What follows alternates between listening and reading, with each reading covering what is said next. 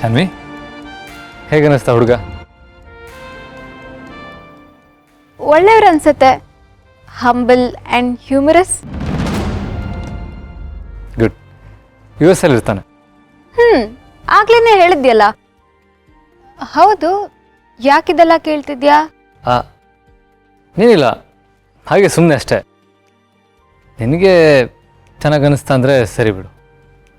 He's a nice guy. Shanvi, you carry on. Okay.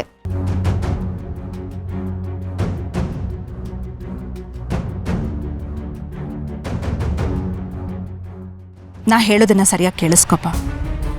ನಮ್ಮ ಶಾನ್ವಿಗೆ ಈಗಲಿಂದನೇ ಒಂದು ಒಳ್ಳೆ ಕಡೆ ಸಂಬಂಧ ನೋಡೋದಕ್ಕೆ ಶುರು ಮಾಡಿದ್ರೆ ಒಳ್ಳೇದು ಅಂತ ನಂಗೆ ಅನ್ನಿಸ್ತಾ ಇದೆ.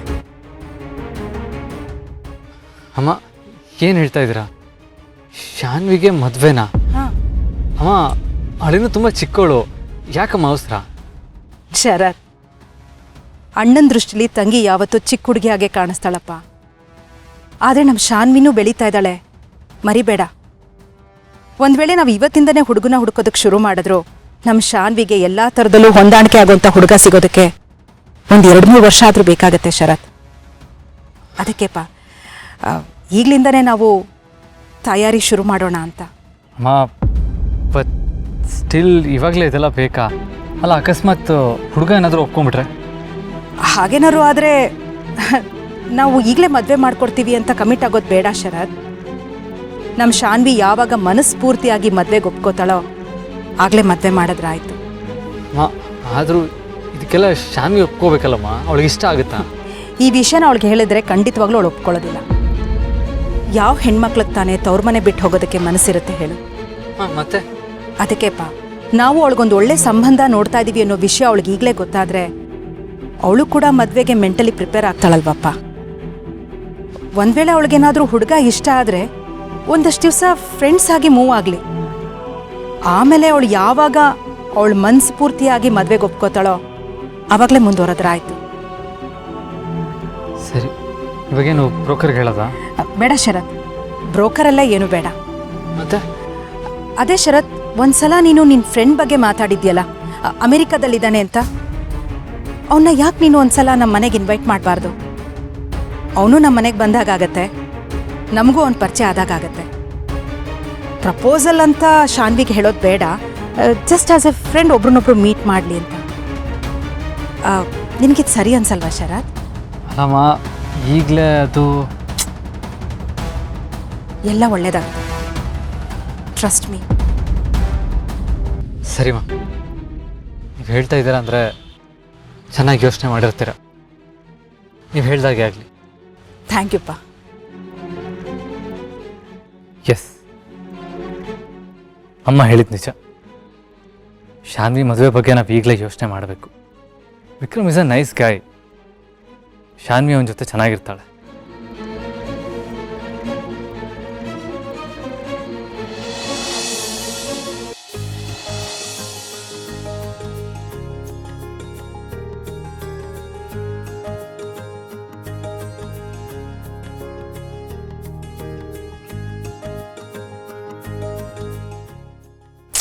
ಹಿತಪುಟ, ಟೀಚರ್ ಕಡೆ ಗಮನ ಕೊಡು.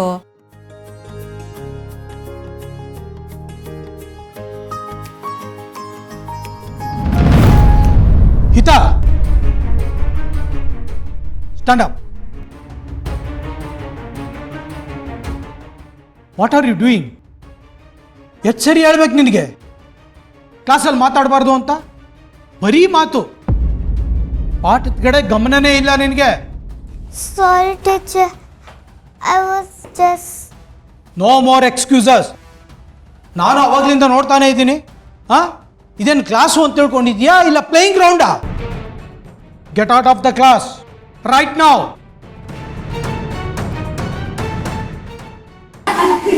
ಸೈಲೆನ್ಸ್. ಏನ್ ಟೀಚರ್, ನನ್ನ ಮಗಳು ಒಬ್ಳೆ ಮಾತಾಡ್ತಿದ್ದಾಳ?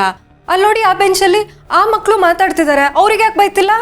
ಸಾರಿ ಟೀಚರ್, ನಾನು ಇನ್ನೊಂದ್ಸಲ ಮಾತಾಡಲ್ಲ. ಕ್ಲಾಸಿಂದ ಆಚೆ ಹೋಗು ಅಂತ ಹೇಳ್ತಾ ಇದ್ದೀನಿ. ಹೋಗೋ.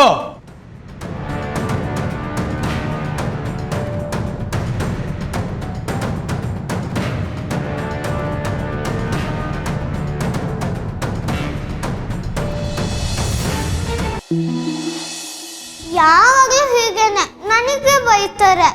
ಅಲ್ಲ, ಟೀಚರ್ ಕಣ್ಗೆ ನನ್ ಬಿಟ್ಟು ಬೇರೆ ಯಾರು ಕಾಣಿಸೋದೇ ಇಲ್ವಾ?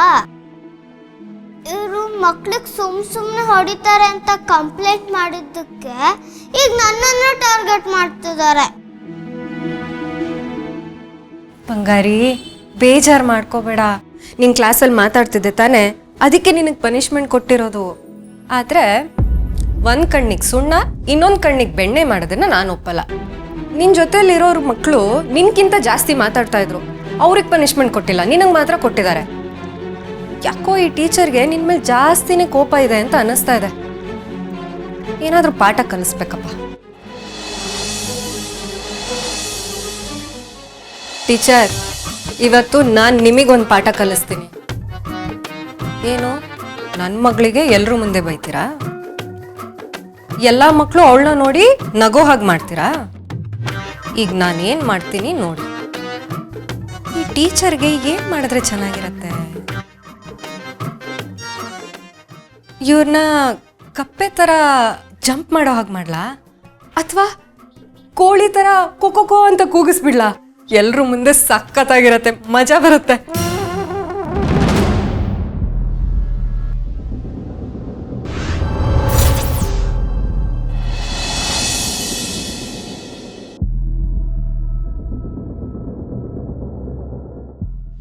ಅಂಬಿಕಾ, ನಿನ್ನ ಪ್ರೀತಿನೇ ನಿನ್ನ ವೀಕ್ನೆಸ್ ಆಗಲಿ. ನನ್ನ ಮಾತನ್ನ ಸರಿಯಾಗಿ ಕೇಳಿಸ್ಕೊ. ನಿನ್ನ ಮಗಳಿಗೋಸ್ಕರ ನೀನು ರಾಕ್ಷಸಿ ಆಗಬೇಕು. ನನ್ನ ಮಾತು ಕೇಳಿಸ್ತಾ ಇದೆಯಾ ಅಂಬಿಕಾ? ನಿನ್ನ ಶಾಂತ ರೂಪ ಸಾಕು. ನಿನ್ನೊಳಗಿರೋ ಆಕ್ರೋಶನ ಹೊರಗಾಕು. ಹೋಗು ಅಂಬಿಕಾ, ನಿನ್ನ ಮಗಳನ್ನ ಹೊರಗಾಕಿರೋರ್ನ ಮುಗಿಸ್ಬಿಡು. ಹೋಗು.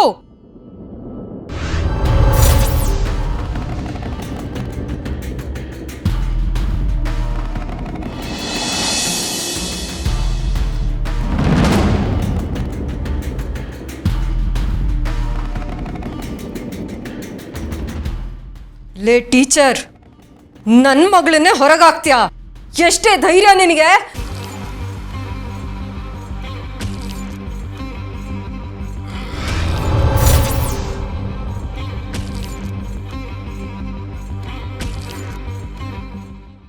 ಬಿಡಿ, ಬಿಡಿ ನನ್ನ, ಹೆಲ್ಪ್ ಮೀ.